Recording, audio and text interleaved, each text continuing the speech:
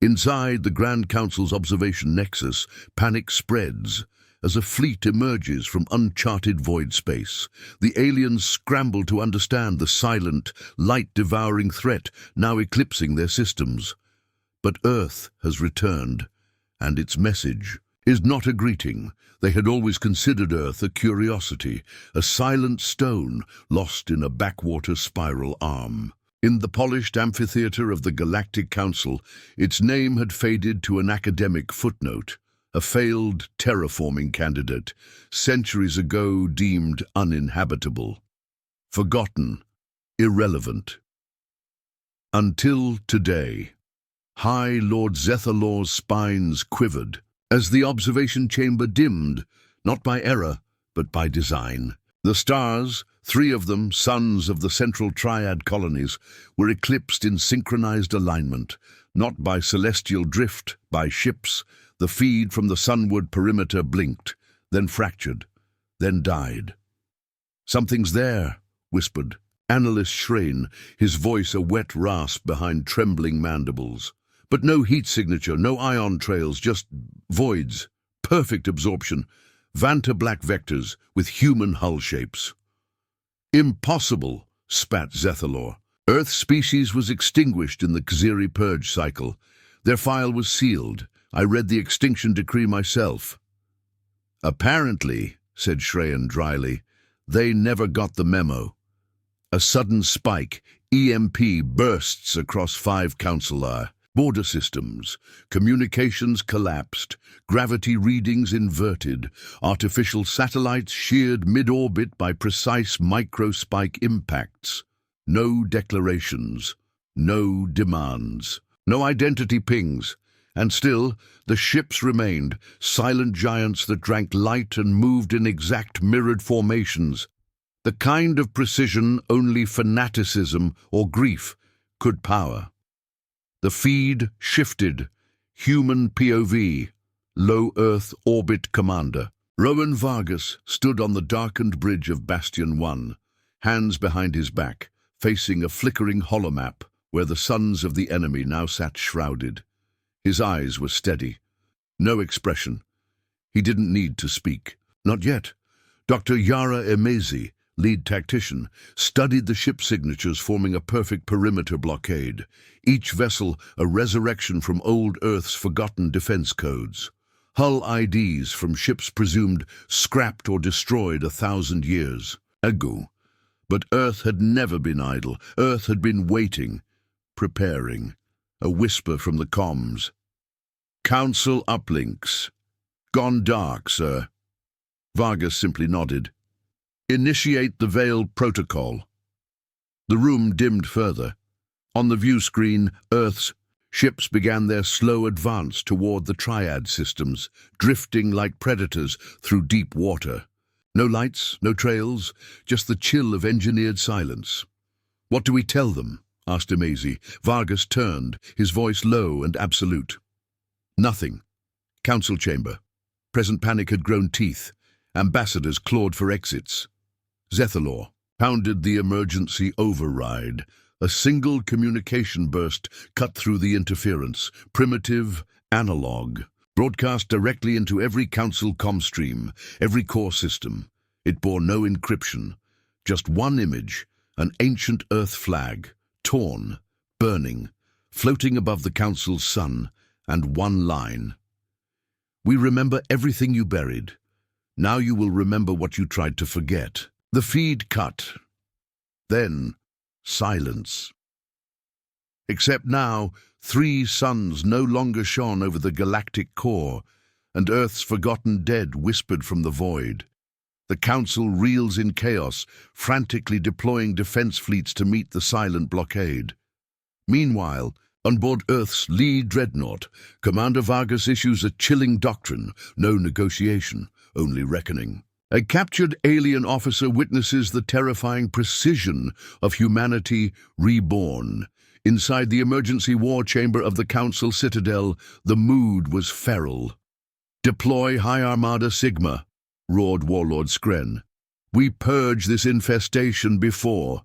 It spreads, High Lord Zethalor's voice cut across the panic. "No, you didn't see them. No energy trails, no radio, no AI signatures. They operate beneath detection thresholds. They slip like predators built from nightmares." "They're just humans," snapped another. "A dead species." "No," Zethalor whispered, eyes wide. "They are not human as we knew them. Not anymore." He stared at the three darkened suns. The shadow across their warmth felt permanent. Whatever. They didn't come to bargain. They came to end something. On board Earth Dreadnought Bastion, when Commander Rowan Vargas walked past rows of black-armored soldiers, each suit modified for void ops, eyes hidden behind adaptive visors, their rifles humming with gravitic charge. These weren't soldiers. These were ghosts in armor. Yara Emizi followed him into the lower brig, where a lone prisoner floated in magnetic suspension, a captured scout from the Varaxi Confederation. Its translucent flesh pulsated with bioluminescent fear signals. Its 6 limbs twitched in useless gestures. "You're the first to see the inside of a Deathworld fleet," Vargas said calmly, hands behind his back. The Varaxi chittered, translator rasping. "We thought Earth lost, extinct. We mourned nothing. You should have mourned more carefully," Emizi replied coldly. The alien twitched. What is your objective?" Vargas stepped closer. "This is not conquest. We have no interest in your borders. We don't want your resources." "Then why?" "Because history bleeds," Vargas said. "And we are the ones who remember." He turned toward the control console. "Play it." A holovid projected into the cell, archival footage. Genocidal fires over Earth's sky. Council shock troopers razing cities, laughing at the gravity storms triggered over human oceans. The final purge. Earth's fall. Then the cold silence that followed. But Earth had not died. It had learned. Council defense perimeter. Outer ring. The High Armada Sigma exited slipspace, 2,000 vessels strong, wrapped in kinetic barriers and swarming with interceptor. Drones, they expected resistance. They found nothing. No response, no formation. Just drifting black hulls, motionless and silent, until the Earth fleet moved. One by one, the human ships reoriented, not to fire, but to observe. They watched, calculated, and then the lights dimmed. Inside every ship of the Armada. Emergency. Protocols failed. Hulls groaned. Gravity inverted. AI cores blinked, then died. It wasn't an attack. It was a test. And Earth had found them wanting. Human Command Bridge Emizi turned to Vargas. "They're blind and crippled. Orders?" Vargas didn't hesitate. "Send a pulse to every ship. We fire once, only once. Then we leave them alive to carry the message." She paused. "No kill confirm?" "No. Let them live with it. Let them tell others." Emizi nodded grimly. "And if they don't?" "We come back," Vargas said. "Worse." Council emergency feeder million systems watched in horror as the flagship of the High Armada, Glory of Corel, was surgically dismantled by 3 Earth ships moving like synchronized blades. Not destroyed, disassembled, layer by layer. Weapon systems cut away. Command decks hollowed, crew left untouched. The Council watched its most powerful ship become a floating, powerless husk, carried back toward the Triad worlds like a coffin without a body. No message followed. Just silence. And the shadow of a fleet blocking their suns. As the Council reels from the surgical humiliation of their strongest fleet, whispers spread of a deeper, older human weapon hidden in the Deathworld archives. Meanwhile, a young human AI researcher uncovers something far worse. Earth hasn't revealed its true arsenal yet.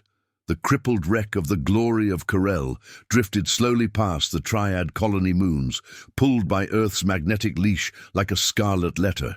It did not explode. It did not even burn. It simply existed now, emptied, exposed, and returned like a gift. In the shadow of its passing, Council morale cracked. Zethalor stared at the endless reports. Drones lost, pilots panicked, AI cores unresponsive. They hadn't been jammed. They'd been shut off, not destroyed, just rendered still, like prey caught in a serpent's gaze. "They're not here for territory," he muttered. "They're here for narrative, for fear." Across the chamber, Ambassador Zerek trembled. "We called Earth a death world for a reason, but we forgot what that meant. We thought it was about predators, climates, teeth." "No," said Zethalor. "It was about them." In Earth's subterranean vault lab beneath Antarctica, Dr. Keen Rao stood in a chamber lit by phosphorescent glyphs, remnants of Earth's pre-fall quantum research. He stared at the coffin-sized box in front of him. The biometric reader had accepted his DNA.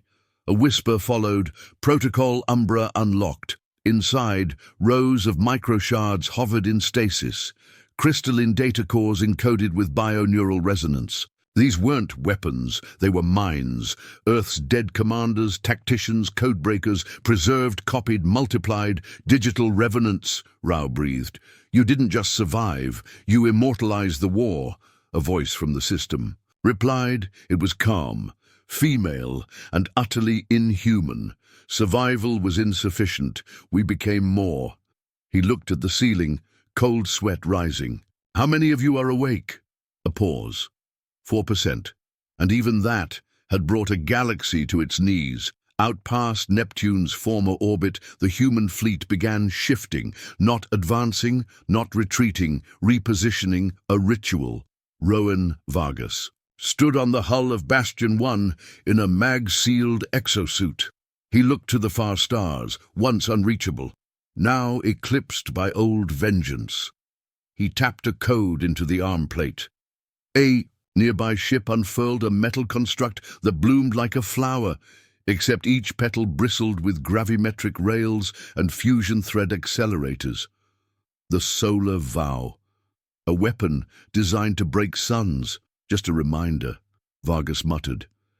Back inside, Imezi's voice crackled in his ear.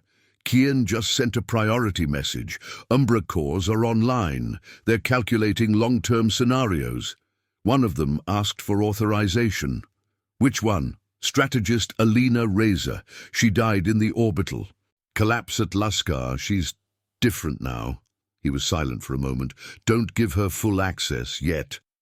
"She already predicted that response," Imezi replied, "and adjusted her path." Of course she had. On the moon world Yvern, Council operatives found a signal. One of their deep-scan probes, last sent toward Earth 2 centuries ago. Somehow, the probe had returned, and it was broadcasting a message in perfect Council dialect. A list, not threats, not targets. Graves, thousands of them. Coordinates, dates, names, all human, all forgotten. Until now. Zethalor wept silently as the list scrolled by. "They're not killing us," he said. "They're making us witness what we tried to erase." A long pause filled the chamber. Then one voice asked, "What happens when they finish the list?" No one answered, because every soul in that room already knew. Then the real war would begin.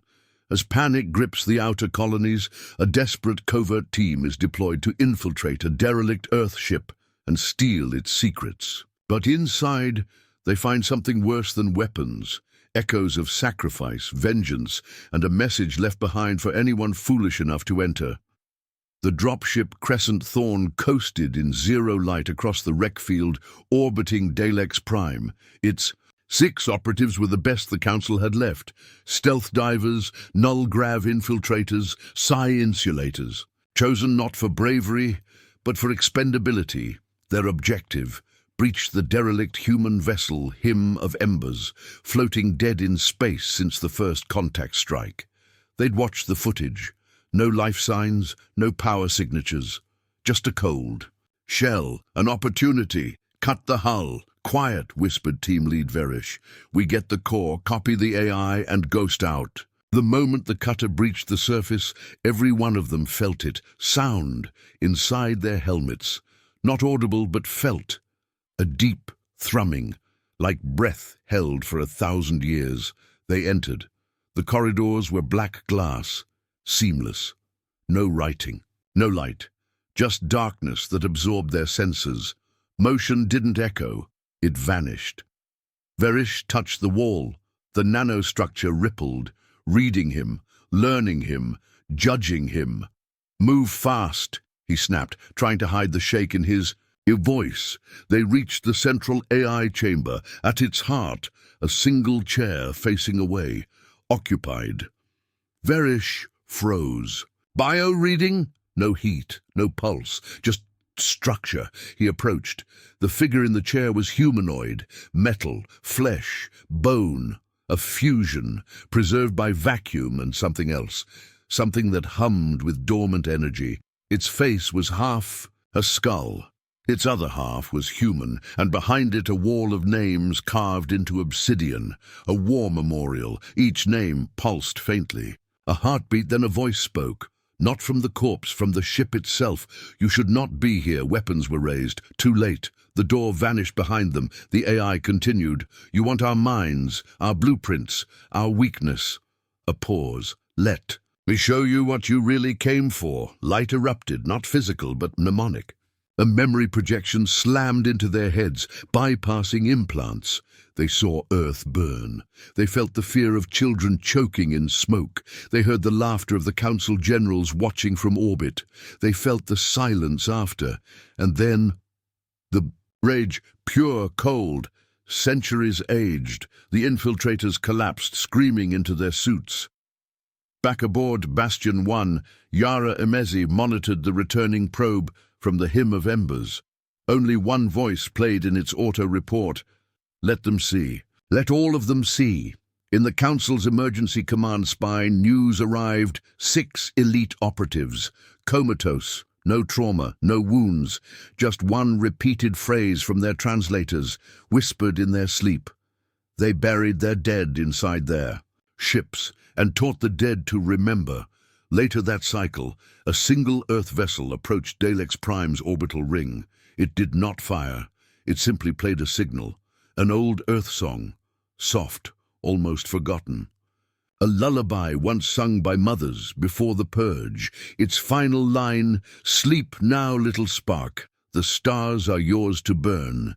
The orbital ring powered down. Its defenses did not fail. They surrendered. The wind on Mars Theta carried no air, only the vibrations of ancient machines buried deep beneath its crust.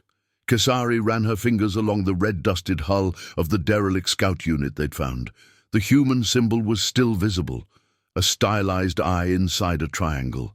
They were here. Decades ago, she whispered. Her commander scoffed. Then why didn't we detect them? Why no comms, no satellites?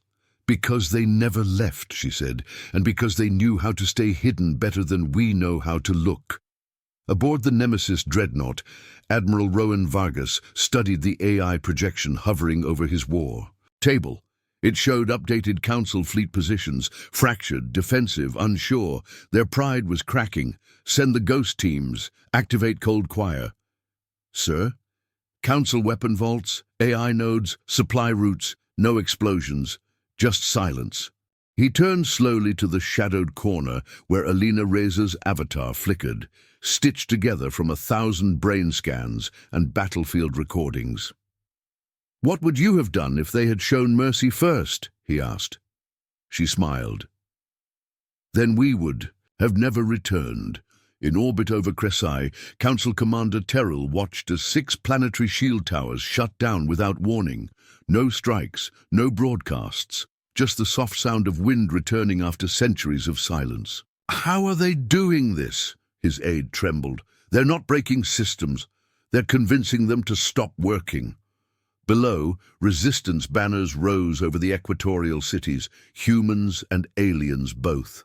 "Sir," the aide said, swallowing hard, "the people are starting to believe Earth should win." A black pod descended on Thalkor, a council stronghold once known for its brutality during the purge. The pod landed without resistance. Inside was a sealed casket. A recording played automatically. "On every frequency, we are returning what you left behind." The casket opened. Inside lay bones, human, arranged in ceremonial armor.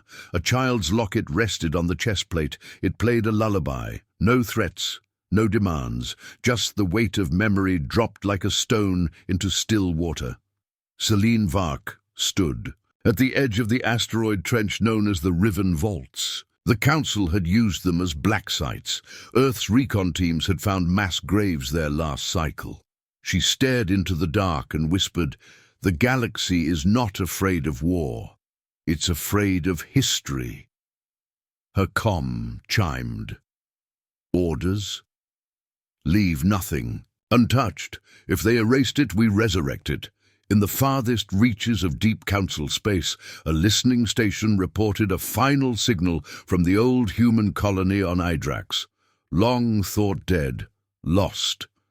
The signal was brief. "We remember the burning of our sky. We are not kind. We are not cruel. We are returning." And then silence. Back in the Council's capital, panic took a new shape. It wasn't the dread of war. It was the realization that they couldn't scare Earth back into the shadows this time. They had lit the match a century ago. Now they had to watch Earth hold the flame, Thrax stood beneath the spire of the last intact war cathedral on Verith Prime. Rain, acid-washed and thick with ash, coated his obsidian armor. His warriors waited, eyes cast to the skies. Ships had begun disappearing, not in combat, but in surrender. Systems weren't collapsing, they were yielding. "They're breaking us without firing," growled Second Warlord Marek. "No," Kithrak said quietly. "They're reminding us what we broke first." A hush fell as the human envoy arrived, unarmed, alone, carrying a scroll made of metal. She handed it to Kithrax. No words, just a message etched in a dead tongue. Kithrax's implants translated, "There is no vengeance in this, only gravity. You pushed, now you fall." Across 12 sectors, Earth's presence intensified. Not with bombs, with stories, recorded testimonies played on hijacked frequencies, testimonies from survivors of council burns, famine campaigns, psychotoxin experiments. Some told of children, born only to be dissected for study. Every planet heard, every species watched, and suddenly, it wasn't Earth's firepower that threatened the galaxy, it was its truth. On a broadcast station in the Outer Reach, Council Minister Lorin made a public plea. "We acknowledge mistakes, but this path leads to collapse for all of us. Humanity must negotiate." The response was broadcast less than an hour later. A human child, standing amid ruins on a planet the Council had erased from its archives, simply said, "We don't want what you have. We want you to stop pretending we ever did." Back in the black vaults of Orion's grave, Admiral Vargas authorized the final protocol. "Are we sure?" Reza's voice came from the dark. He didn't answer, just input the code. Across Earth's fleet, a signal activated. Ships shifted formations, from blockade to circle, around the suns of 5 major council systems. Solar mirrors unfurled, gravitic lensing arrays spun, but no weapons were aimed at planets, they were aimed at stars. A message. "You don't get to burn the sky anymore. We hold the light now." In a chamber buried 10 kilometers beneath the council capital, panic turned to collapse. One by one, world leaders disconnected their neural links, broke their oaths, not to Earth, but to the lie that Earth had ever been less than them. In that silence, Earth's voice returned. This time not through warships, but through every channel, every terminal, every frequency. The same line, spoken in hundreds of dialects. "We came from a dead world. We learned to live in fire. What did you learn?" And across the galaxy, the question lingered, not how to stop Earth, but how to face it. The bridge of the vigilant silence hummed softly as Captain Ilara scanned the distant suns, now dimmed by Earth's fleet. Her eyes, sharp but weary, traced the lines of a galaxy that no longer felt familiar. The stars she once admired now felt like chains binding her people's fate. "Report," she said, voice steady despite the weight in her chest. "Multiple systems are preparing to disconnect from the Council network," her comm officer replied. "Some are surrendering outright." Ilara nodded. "Good. Let them see what mercy looks like, not as weakness, but as strength." She turned toward the viewport as Earth's massive vessels aligned in silent blockade, shadows against the bright cores of alien suns. There was no war cry, no blaze of weapons, only a profound stillness, a cosmic reminder of what it meant to survive against impossible odds. Her fingers tightened on the console. "We were once labeled a threat. Now we are the shield." And with that, the vigilant silence began a slow, deliberate descent into a new era, one not ruled by firepower, but by the unyielding will to endure. The last echoes of the Council's broadcasts faded into static as Earth's message spread like wildfire across the void. Not a threat shouted through weapons, but a solemn warning etched in silence. Deep within the nebula rift, Lieutenant Jax Riedel stood before the scorched remnants of a supply convoy, once vital lifelines for the Council's war machine. His comm crackled. "Mira, status?" he asked, voice low. "Secured," she replied, "but the cost is mounting. We're not just fighting enemies, we're fighting time itself." Jax's gaze hardened. "Then we make time our weapon." Behind them, the stars held their breath as fleets shifted, strategies evolved, and a new chapter began, not with destruction, but with survival written in every calculated move. Because Earth was no longer a forgotten Deathworld, it was the axis, upon which the fate of suns now turned. Under the pallid light of distant suns, the vast human fleet glided into position, a silent phalanx cutting through the void like a sharpened blade. Ships of every class, from battered frigates to towering dreadnoughts, loomed black against the brilliance of alien stars. To the Council, these vessels were a shock, an unyielding wall born not of overwhelming firepower alone, but of something far more profound. A legacy born in death, tempered in sacrifice, and driven by an unbreakable will to survive. Commander Mira Holstead stood at the bridge of the Aegis Vanguard, her gaze locked on the holomap projecting the sprawling expanse of the Council's fractured domains. Her voice was steady, but heavy with urgency. "Intel confirms multiple Council worlds are severing ties, abandoning their posts. The old alliances are fracturing under pressure." Private Jax Riedel, standing just behind her, clenched his fists. "We've pushed them to the brink, but it's not just their fleets that are collapsing. It's their faith, in their leadership, in their cause, in their survival." Mira nodded, eyes narrowing. "They underestimated us for centuries, thinking Earth a forgotten death world, a barren rock destined to die in silence. But we learned to survive in the fire they ignited." Outside the viewport, the black hull of the Aegis Vanguard reflected the distant glow of the Council's last suns, stars now dimmed, their light blocked by the unwavering human fleet. Around those stars, Earth's ships formed tight circles, gravitational lenses unfurling like ancient petals, designed not for destruction but for warning. A low chime signaled incoming comms. "Ilara," Mira answered. "Report." Ilara's voice came crisp, calm. "We've completed the sabotage of supply lines in Dalex Prime. The enemy's reinforcements are stranded, their systems blind," Mira said. "But it's more than just tactical victories. We're breaking their will.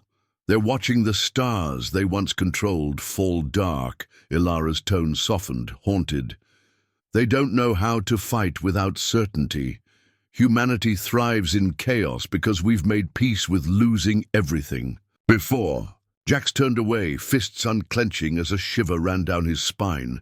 "They say we're savages, but what does it mean to be savage when you're fighting for your right to breathe, to live?" Thousands of kilometers beneath the surface of the once thriving colony of Thalkor, Celine Vark navigated narrow tunnels blasted into the planet's crust. Her suit's HUD flickered with sensor data, signs of recent activity, heat signatures, traces of nanotech residuals not native to the Council's arsenal. "This place reeks of desperation," Selena muttered, voice filtered through comms. Her squad moved with precision, ghosts in the dark. They reached an ancient vault, sealed for centuries, but cracked by time and neglect. Selene placed a hand on the control panel, fingers dancing over the tactile interface. The door groaned, sliding open to reveal walls covered in murals and inscriptions. "They buried their dead here," Selene said softly, scanning the images of fallen warriors, their faces etched with pain and pride. "But they didn't just bury bodies, they buried memories, and something else." Her calm crackled. "What else?" "Resistance, a message." Her voice dropped. "They taught the dead to remember." A sudden pulse emanated from the vault's core. The squad stiffened as images flickered across their helmets, ghostly echoes of the past, the screams of those who had fought and died in silent agony. "They wanted to be forgotten," Selene said, voice hollow, "but they made sure no one would ever forget why they died." Far above, in the deep shadow of the council capital, Cathrax stood in his war chamber, the flickering light of a holomap reflecting off the cracked obsidian walls. His eyes, cold and calculating, traced the retreat paths of his forces. "They fear us," he murmured, "because we refuse to die quietly." The weight of his ancestors pressed upon him, the memory of betrayal and bloodshed stretching back. Generations, yet something unsettled him. Humanity's resilience was not born of brute force alone. It was a deeper, darker fire. His mind returned to the fragments of intercepted transmissions, earthy voices speaking not of conquest, but of survival, sacrifice, and a stubborn hope that refused to die. "Perhaps we misunderstood them," Cathrax whispered. "Their Deathworld ships aren't weapons, they are warnings." In the council chamber, Ilara stood before her highest council, her silhouette stark against the flickering hollow displays. "Do we continue with the Gravevine assault?" she asked, voice steady but layered with doubt. "Or do we consider surrender?" "Terms," a murmur rippled through the chamber. "We are not savages," one officer intoned, "but neither can we afford mercy that risks our extinction." Ilara nodded. Humanity was labeled a threat. Now we decide if we are executioners or survivors. Her words hung heavy in the air. As the battlefield fell into an uneasy quiet, a new terror crept among both humans and aliens alike. The war was no longer just one of firepower and fleets, but of will, of mercy, and of understanding what survival truly meant. The silence carried a promise. The true war had just begun. Jax stood by the viewport, eyes tracing the blacked-out suns behind Earth's blockade. "We've become the shield the galaxy never thought we could be." Mira joined him, voice soft but unyielding. "We came from a world meant to die. Now we hold the light that decides who lives." And in that moment, beneath cold stars and shadowed suns, humanity's saga, their fight for survival, their refusal to be forgotten, shone brighter than ever. The fleet moved with the silence of a predator stalking through darkness. Ships of every shape and size, from nimble frigates to colossal dreadnoughts, formed an unyielding barrier around the Council's core systems. Around the brightest suns, human vessels unfurled vast solar mirrors and gravitational lensing arrays, not as weapons, but as a statement. The galaxy's brightest lights now bowed to Earth's will. Commander Mira Halstead stood on the bridge of the Aegis Vanguard, her gaze locked on the swirling holomap depicting the fractured Council domains. The tension in her shoulders was tight but controlled. Intel reports multiple Council worlds are severing ties. Their alliances crumble under pressure. Private. Jax Riedel nearby clenched and unclenched his fists. It's not just fleets breaking down, their faith in the war, in their leadership is unraveling. Mira's eyes narrowed. They thought Earth was a forgotten death world, a wasteland no one needed to fear, but we were forged in the fires they set, and we survived. Outside the viewport, the black hull of the Aegis Vanguard reflected the distant, dimmed light of alien suns. Earth's ships formed tight, unbroken circles around those stars, silent sentinels blocking out the light. A low chime announced incoming comms. Ilara report. Sabotage on Daleks Prime completed. Enemy reinforcements stranded. Systems blind, Mira said. They're not just losing territory, they're losing hope. Ilara's voice was calm but haunted. They can't fight without certainty. Humanity thrives in chaos because we've made peace with losing everything. Jax turned from the console, voice low. They call us savages. But what's savage about fighting for your right to live? Deep beneath the surface of Thalkor, Celine Vark moved through narrow tunnels blasted into ancient rock. Her suits had flickered with sensor data. Recent activity, heat signatures, strange nanotech residues not of the Council's making. This place smells of desperation, she muttered. Her squad was ghost-like in the dark. They reached a sealed vault, cracked. By time, Celine's fingers danced over the panel, and the door groaned open to reveal walls etched with murals, faces of fallen warriors, pain and pride frozen in stone. They buried more than bodies here, Celine said softly. They buried memories, and a message. What message? They taught the dead to remember. A pulse radiated from the vault's core. Their helmets flickered with ghostly echoes of screams, silent agony caught in time. They wanted to be forgotten, Celine whispered, but made sure no one forgets why. Above, in the Council capital's shadow, Warlord Kithrax traced retreat paths on his holomap. Rain, acid, and ash mixed, coated his armor. They fear us because we refuse to die quietly, he murmured. Generations of betrayal weighed on him, but something unnerved him. Humanity's strength was deeper than weapons. It was a stubborn fire. Intercepted transmissions echoed in his mind. Voices, not of conquest, but survival, sacrifice, hope. Maybe we misunderstood them, he said. Their death world ships aren't. Weapons, their warnings. In the council chamber, Ilara faced the highest council. Do we press the Gravevine assault or negotiate surrender? Murmurs answered. We aren't savages, said one officer, but mercy that risks extinction is folly. Ilara nodded. Labeled threats once, humanity forces us to decide, executioners or survivors. Her words hung heavy. The battlefield fell to uneasy quiet.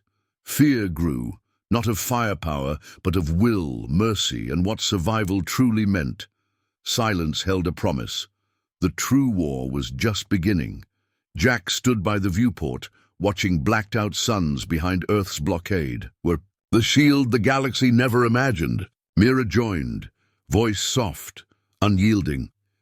We came from a world meant to die. Now we hold the light deciding who lives. Beneath cold stars, humanity's saga, refusal to be forgotten, shone brightest. Days later, the council fleet gathered in disarray. Minister Lawrence stood, voice trembling but firm. We must negotiate. This war will end only in ruin. From the far corner, a council veteran whispered, or in extinction. Back aboard the Aegis Vanguard, Mira reviewed encrypted transmissions, messages from planets burned by the Council's purge, from survivors forced underground. Each was a testament of cruelty, of defiance, of a will no weapon could erase. Ilara's voice broke through. We don't fight because we want to kill. We fight because they tried to bury us alive. The Aegis Vanguard's engines hummed. Outside, Earth's fleet shifted formations, no longer blockades but circles of protection, holding suns hostage to their own light. Around them, thousands of transmissions spread Earth's truth. We came from a dead world. We learned to live. In fire. What did you learn? Kithrax stared into the holomap, the faces of fallen comrades flickering. His voice was a whisper. We are not the monsters they made us out to be. We are survivors, like them. In the darkness between stars, humanity's fleet held the line, not just as warriors, but as the galaxy's unyielding heart. The Deathworld had become a beacon, and the true war, for mercy, for survival, for the right to exist, had only just begun.